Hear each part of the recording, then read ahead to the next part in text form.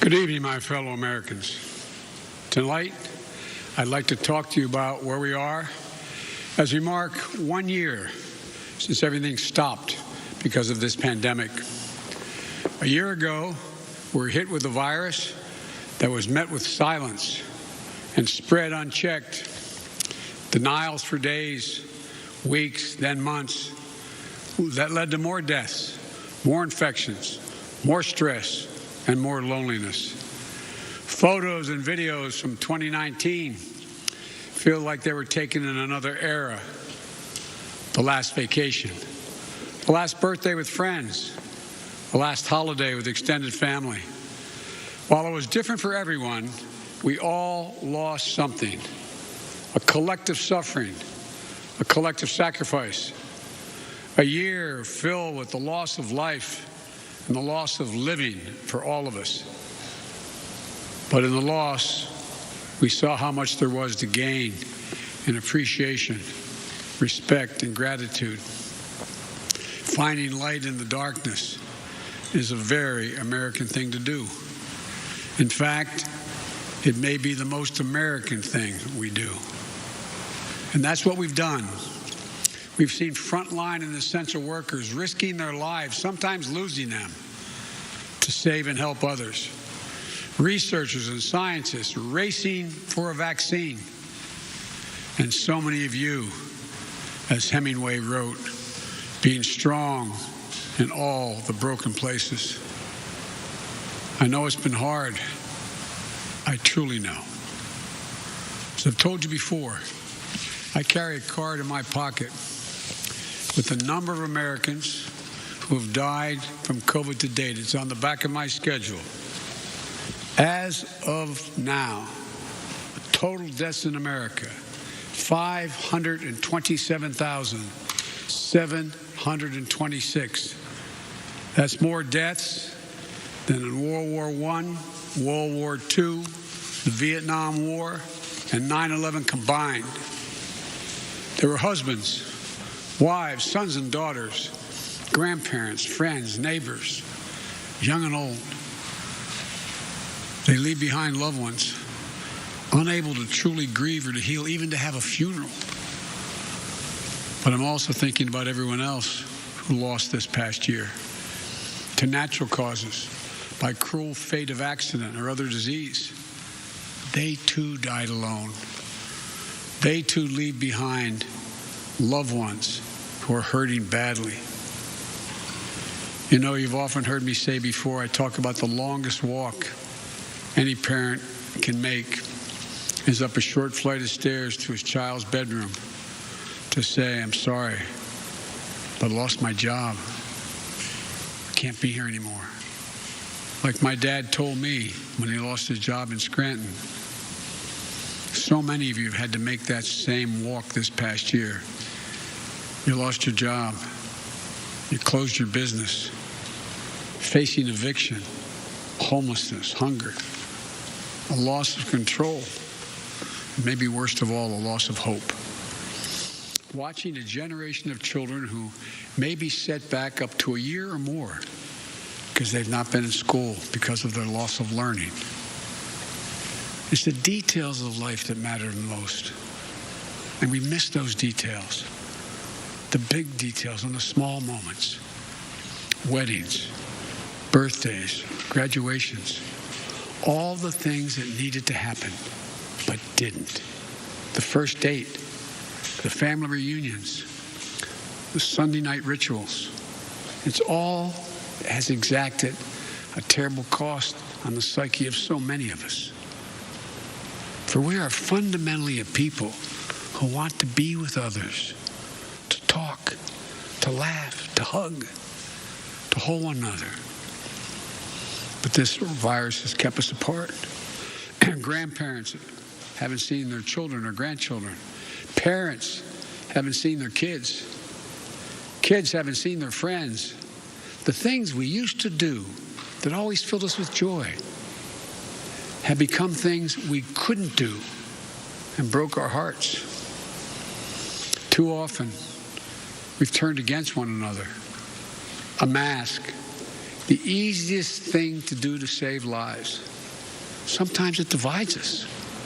States pitted against one another instead of working with each other. Vicious hate crimes against Asian Americans who've been attacked, harassed, blamed, and scapegoated. At this very moment, so many of them are fellow Americans. They're on the front lines of this pandemic trying to save lives. And still, they're forced to live in fear for their lives just walking down streets in America. It's wrong, it's un-American, and it must stop. Look, we know what we need to do to beat this virus. Tell the truth. Follow the scientists and the science. Work together. Put trust and faith in our government to fulfill its most important function, which is protecting the American people. No function more important. We need to remember the government isn't some foreign force in a distant capital. No, it's us, all of us. We, the people. For you and I, that America thrives when we give our hearts, when we turn our hands to common purpose. And right now, my friends, we're doing just that. And I have to say, as your president, I'm grateful to you. Last summer, I was in Philadelphia and I met a small business owner, a woman. I asked her, I said, what do you need most? Never forget what she said to me.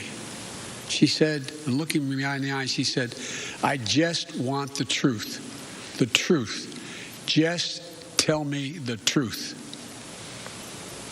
Think of that. My fellow Americans, you're owed nothing less than the truth. And for all of you asking when things will get back to normal, here is the truth. The only way to get our lives back, to get our economy back on track, is to beat the virus. You've been hearing me say that for while I was running and the last 50 days I've been president. But this is one of the most complex operations we've ever undertaken as a nation in a long time. That's why I'm using every power I have as President of the United States to put us on a war footing to get the job done. Sounds like hyperbole, but I mean it, a war footing. And thank God we're making some real progress now. In my first full day in office, I outlined for you a comprehensive strategy to beat this pandemic. And we've spent every day since attempting to carry it out. 2 months ago, this country didn't have nearly enough vaccine supply to vaccinate all or ever near all of the American public. But soon we will. We've been working with vaccine manufacturers, Pfizer, Moderna, Johnson & Johnson, to manufacture and purchase hundreds of millions of doses of these 3 safe, effective vaccines. And now, at the direction and with the assistance of my administration, Johnson & Johnson is working together with a competitor, Merck, to speed up and increase the capacity to manufacture new Johnson & Johnson vaccine, which is one shot. In fact, just yesterday, I announced, and I met with the CEOs of both companies, I announced our plan to buy an additional 100 million doses of Johnson & Johnson vaccines. These 2 companies, competitors, have come together for the good of the nation, and they should be applauded for it. It's truly a national effort, just like we saw during World War II. Now, because all the work we've done, we'll have enough vaccine supply for all adults in America by the end of May. That's months ahead of schedule. And we're mobilizing thousands of vaccinators to put the vaccine in one's arm, calling active duty military, FEMA, retired doctors and nurses, administrators, and those to administer the shots. And we've been creating more places to get the shots. We've made it possible for you to get a vaccine at nearly any one of 10,000 pharmacies across the country, just like you get your flu shot. We're also working with governors and mayors in red states and blue states to set up and support nearly 600 federally supported vaccination centers that administers hundreds of thousands of shots per day. You can drive up to a stadium or a large parking lot, get your shot, never leave your car, and drive home in less than an hour. We've been sending vaccines to hundreds of community health centers all across America, located in underserved areas. And we've been deploying, and we will deploy more, mobile vehicles and pop-up clinics to meet you where you live so those who are least able to get the vaccine are able to get it. We continue to work on making at-home testing available. And we've been focused on serving people in the hardest hit communities of this pandemic: Black, Latino, Native American, and rural communities. So what does all this add up to? When I took office 50 days ago, only 8% of the Americans, after months, only 8% of those over the age of 65 had gotten their first vaccination. Today, that number is 65%. Just 14% of Americans over the age of 75 50 days ago had gotten their first shot. Today, that number is well over 70%. With new guidance from the Centers for Disease Control and Prevention, the CDC, that came out on Monday, it means simply this: millions and millions of grandparents who went months without being able to hug their grandkids can now do so. And the more people are fully vaccinated, the CD will continue to provide additional guidance on what you can do in the workplace, places of worship with your friends, as well as travel. When I came into office, you may recall, I set a goal that many of you said was kind of way over the top. I said I intended to get 100 million shots in people's arms in my first 100 days in office. Tonight, I can say we're not only going to meet that goal, we're going to beat that goal, because we're actually on track to reach this goal of 100 million shots in arms on my 60th day in office.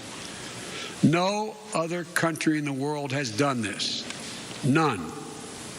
Now, I want to talk about the next steps we're thinking about. First, tonight, I'm announcing that I will direct all states, tribes, and territories to make all adults, people 18 and over, eligible to be vaccinated no later than May 1. Let me say that again. All adult Americans will be eligible to get a vaccine no later than May 1. That's much earlier than expected. Well, let me be clear. That doesn't mean everyone's going to have that shot immediately, but it means you'll be able to get in line beginning May 1. Every adult will be eligible to get their shot.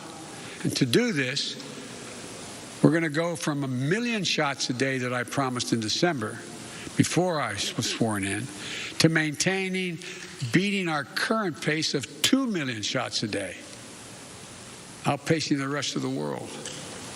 Secondly, at the time when every adult is eligible in May, we will launch, with our partners, new tools to make it easier for you to find the vaccine and where to get the shot, including a new website that will help you first find the place to get vaccinated and the one nearest you.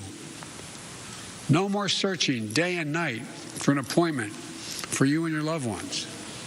Thirdly, with the passage of the American Rescue Plan, and I thank again the House and Senate for passing it, and my announcement last month of a plan to vaccinate teachers and school staff, including bus drivers, we can accelerate massive nationwide effort to reopen our schools safely and meet my goal that I stated at the same time, about 100 million shots, of opening a majority of K through 8 schools in my first 100 days in office.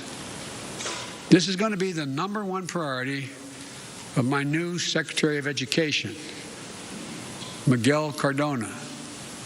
Fourth, in the coming weeks, we will issue further guidance on what you can and cannot do once fully vaccinated, to lessen the confusion, to keep people safe, and encourage more people to get vaccinated. And finally, fifth, and maybe most importantly, I promise I will do everything in my power. I will not relent until we beat this virus. But I need you, the American people. I need you. I need every American to do their part. And that's not hyperbole. I need you. I need you to get vaccinated when it's your turn and when you can find an opportunity. And to help your family, your friends, your neighbors get vaccinated as well. Because here's the point. If we do all this, if we do our part, if we do this together, by July the 4th, there's a good chance you, your families and friends will be able to get together in your backyard or in your neighborhood and have a cookout and a barbecue and celebrate Independence Day. That doesn't mean large events with lots of people together, but it does mean small groups will be able to get together. After this long, hard year, that will make this Independence Day something truly special, where we not only mark our independence as a nation, but we begin to mark our independence from this virus. But to get there, we can't let our guard down. This fight is far from over. As I told the woman in Pennsylvania, I'll tell you the truth. On July 4th, with your loved ones, is the goal. But a lot can happen. Conditions can change. The scientists have made clear that things may get worse again as new variants of the virus spread. And we've got work to do to ensure that everyone has confidence in the safety and effectiveness of all three vaccines. So my message to you is this. Listen to Dr. Fauci, one of the most distinguished and trusted voices in the world. He's assured us the vaccines are safe. They underwent rigorous scientific review. I know they're safe. Vice President Harris and I know they're safe. That's why we got the vaccine publicly in front of cameras, so for the world to see, so you can see us do it. The First Lady and the Second Gentleman also got vaccinated. Talk to your family, friends, your neighbors, the people you know best who've gotten the vaccine. We need everyone to get vaccinated. We need everyone to keep washing their hands, stay socially distanced, and keep wearing the mask as recommended by the CDC. Because even if we devote every resource we have, beating this virus and getting back to normal depends on national unity. And national unity isn't just how politics and politicians vote in Washington, or what the loudest voices say on cable or online. Unity is what we do together as fellow Americans.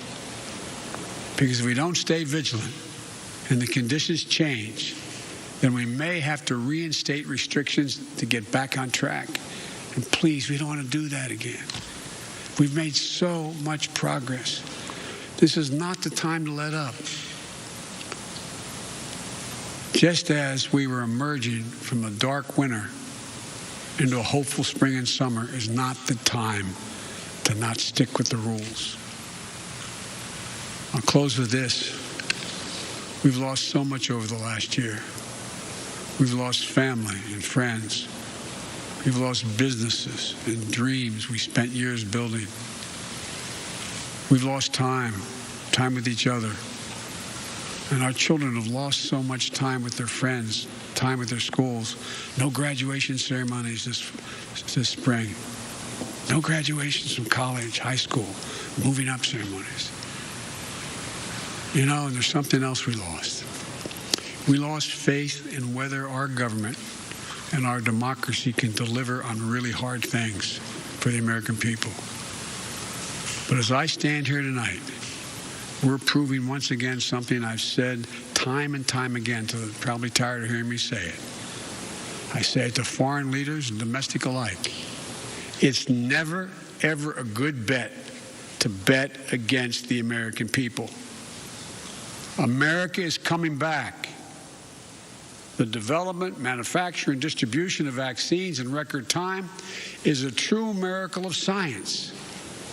It's one of the most extraordinary achievements any country has ever accomplished. And we also just saw the Perseverance rover land on Mars. Stunning images of our dreams that are now a reality. Another example of the extraordinary American ingenuity, commitment, and belief in science and one another. And today, I signed into law the American Rescue Plan, an historic piece of legislation that delivers immediate relief to millions of people. Includes $1,400 in direct rescue checks, payments. That means a typical family of four earning about $110,000 will get checks for $5,600 deposited if they have direct deposit or in a check, a treasury check. It extends unemployment benefits. It helps small businesses. It lowers health care premiums for many. It provides food and nutrition, keeps families in their homes. And it will cut child poverty in this country in half, according to the experts. And it funds all the steps I've just described to beat the virus and create millions of jobs. In the coming weeks and months, I'll be traveling along with the First Lady, the Vice President, the Second Gentleman, members of my cabinet, to speak directly to you, to tell you the truth about how the American Rescue Plan meets the moment. And if it fails at any pace, I will acknowledge that it failed, but it will not. About how after long, dark years, one whole year, there is hope and light of better days ahead. If we all do our part, this country will be vaccinated soon. Our economy will be on the mend. Our kids will be back in school. And we'll have proven once again that this country can do anything, hard things, big things, important things. Over a year ago, no one could have imagined what we were about to go through. But now, we're coming through it. And it's a shared experience that binds us together as a nation. We are bound together by the loss and the pain of the days that have gone by.